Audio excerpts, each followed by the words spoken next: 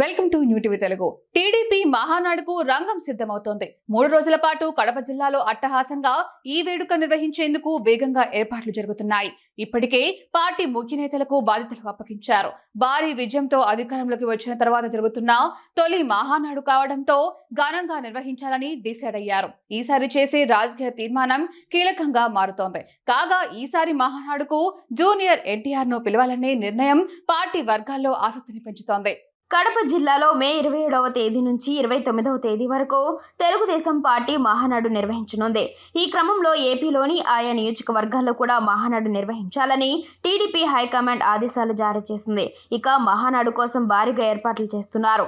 కాగా పార్టీ భారీ మెజారిటీతో గెలిచిన తర్వాత జరుగుతున్న ఈ మహానాడులో నందమూరి హీరోలను భాగస్వామ్యులు చేయాలని టీడీపీ అధినాయకత్వం భావిస్తున్నట్లు తెలుస్తోంది.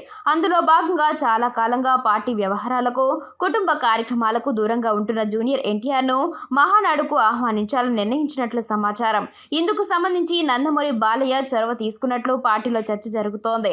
2024 ఎన్నికల్లో టీడీపీ కూటమి గెలిచిన తర్వాత చంద్రబాబు, పవన్, లోకేష్ కు తారక్ అభినందనలు చెప్పారు. తారక్ నటించిన త్రిబుల్ ఆర్ కు ఆస్కార్ అవార్డు రావడం పైన జూనియర్ ఎన్టీఆర్ ను అందరూ అభినందించారు. ఇప్పుడు పవన్ తో పొత్తు ఉండడంతో జూనియర్ ఎన్టీఆర్ ను సైతం తమతోనే ఉన్నారనే సంకేతాలు ఇవ్వాలని టీడీపీ భావిస్తోంది. తారక్ సైతం గతంలో కేంద్ర హోంమంత్రి అమిత్ షా కలిసిన తర్వాత అనేక ఊహాగానాలు చోటు చేసుకున్నాయి. ఇప్పుడు తారక్ ను మహానాడుకు పిలవడం ద్వారా తాము జూనియర్ ఎన్టీఆర్ ను విస్మరించలేదనే సంకేతాలు పంపించే ప్రయత్నం చేస్తోంది. భవిష్యత్ రాజకీయ సమీకరణాల్లోనూ తారక్ అవసరమని టీడీపీ అంచనా వేస్తోంది. మరి తారక్ మహానాడుకు వస్తారా?